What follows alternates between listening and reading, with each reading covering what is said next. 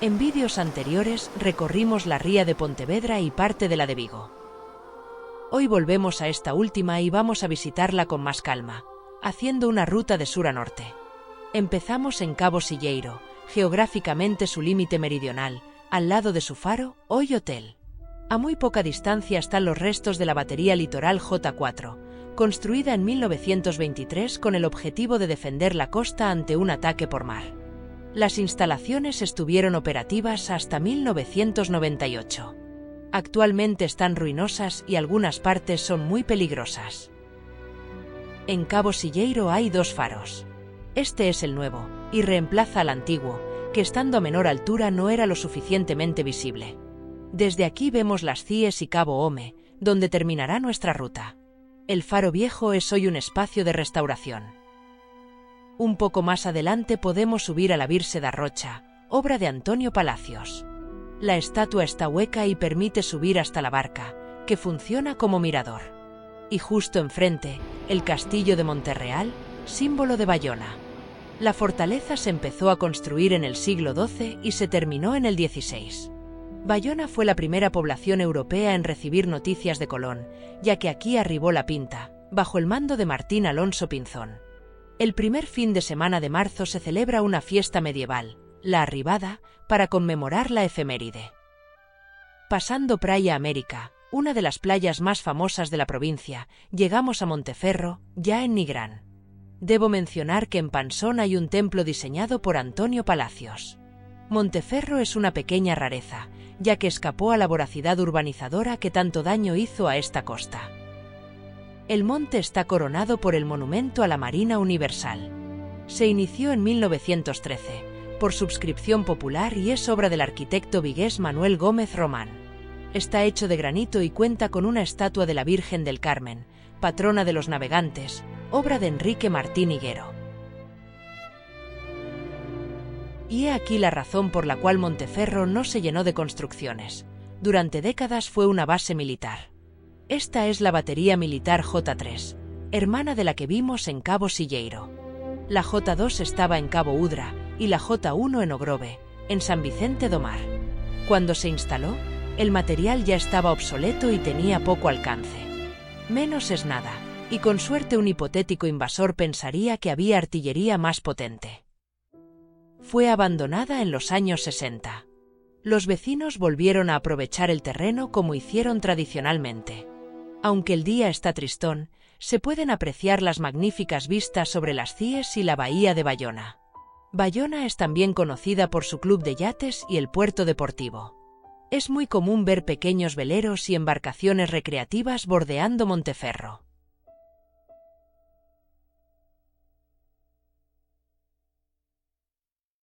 Es hora de seguir camino. Al lado de Monteferro está otra de las playas más importantes de la provincia, Patos, donde hay una escuela de surf. Al igual que Praia América, cuenta con bandera azul. En verano esta zona recibe muchísimos visitantes, y se puede saturar. Hablando de miradores sobre las Cíes y la ría, los mejores están en las montañas que rodean la zona.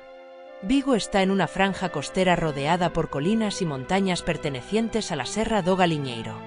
Hay varios montes comunales y áreas recreativas. Aunque el bosque, casi todo eucalipto, no es muy seductor, las vistas sí que lo son. No subí muy arriba para hacer este vídeo, pero ya se puede apreciar la belleza de la ría. Las Cíes son un rompeolas natural que protege a la ría de la furia del océano. Hoy son parte del Parque Nacional das Illas Atlánticas de Galicia y un ecosistema muy valioso. El mejor mirador sobre Vigo, en mi opinión, es el que forman los montes Alba y Cepudo. La capilla se levanta donde un día hubo un castro primero y un castillo medieval después. Su ubicación les permitía dominar el entorno, tanto en tierra como muchos kilómetros en el mar. Desde aquí se puede ver toda la ría exterior, de Cabo Silleiro a Cabo Home, quedando solo fuera de la vista su parte más interior, la ensenada de Rande.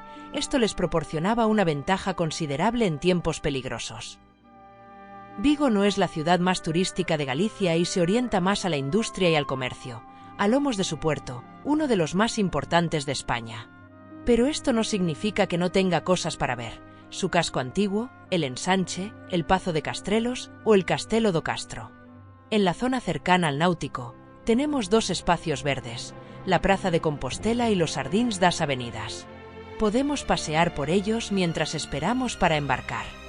De aquí salen barcos a Cies, o a la orilla norte, a Cangas y Moaña. Y a veces atracan cruceros. Pero nosotros nos vamos a subir a otro barco. Las rías se ven tanto desde tierra, como desde el mar. He pensado que un paseo en barco le da un toque especial a nuestra ruta, y además me va a servir para enseñaros algo que el visitante no siempre ve.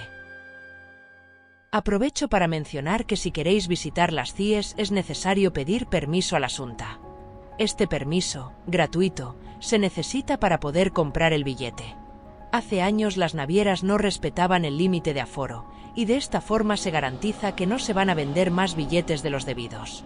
Nos hemos subido a un barco que hace una ruta divulgativa por la ría. A medida que nos alejamos vamos viendo Vigo de una forma diferente. O Castro, a Guía o el puente de Rande se nos muestran revelando un aspecto distinto de la ciudad. Si pudiésemos ver bajo el agua veríamos restos de antiguos pecios y la riquísima vida submarina. Las corrientes y los vientos traen aguas ricas en nutrientes de los fondos atlánticos y esto provoca una explosión de vida. Pero son un ecosistema delicado. El calentamiento global aumenta la temperatura del agua, afectando a la vida marina. Bajo las bateas cuelgan cuerdas donde se pegan los mejillones. Y ahí se quedan, alimentándose, hasta que alcanzan el tamaño adecuado. Pero no solo alimentan a las personas. Los mejillones que se sueltan caen al fondo, donde estrellas de mar y otras especies se dan un festín. Hora de volver a tierra. Espero que os haya gustado la experiencia.